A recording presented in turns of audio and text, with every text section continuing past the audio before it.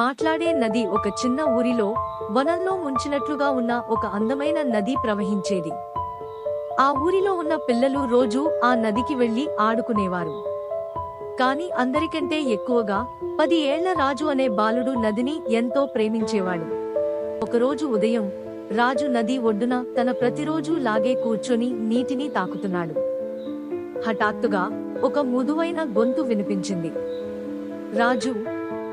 రాజు గబుక్కున లేచి చుట్టూ చూశాడు. ఎవరూ కనిపించలేదు.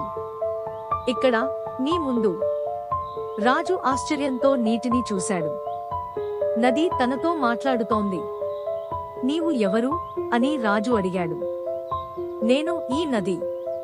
నాకీ ప్రపంచంలో ఎన్నో కథలు తెలుసు. నీవు వినాలనుకుంటే నీకు ఓ అద్భుతమైన రహస్యం చెప్తాను. రాజు ఉత్సాహంతో కళ్ళప్పగించి, ఒక రహస్యం? అది ఏమిటి? అని అడిగాడు. రహస్య స్వప్నం. నది మృదువుగా నవ్వింది. ఈ నీటిలో ఒక అద్భుతమైన బంగారు చేప ఉంది. దానిని చూస్తే నీ కోరిక నెరవేరుతుంది. రాజు ఉత్సుకతతో వెంటనే నీటిలో చూశాడు.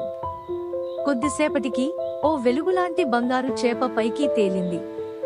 ఆశ్చర్యకరమైన కోరిక, రాజు, ఒక కోరిక కోరుకో అని నది మృదువుగా చెప్పింది. రాజు కాసేపు ఆలోచించి, నాకు ఎప్పటికీ మర్చిపోని సాహసయాత్ర కావాలి అని కోరాడు. బంగారు చేప మెరుస్తూ నీటిలో మునిగిపోయింది.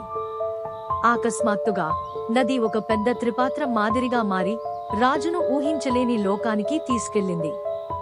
మాయా ప్రపంచం. రాజు కళ్ళు తెరిచేసరికి అతను తేలియాడుతున్న ఒక వెండివర్ణమైన నదిలో ఉన్నాడు. చుట్టూ మెరిసే కప్పలు, మాట్లాడే చేపలు, గాల్లో తేలే వృక్షాలు.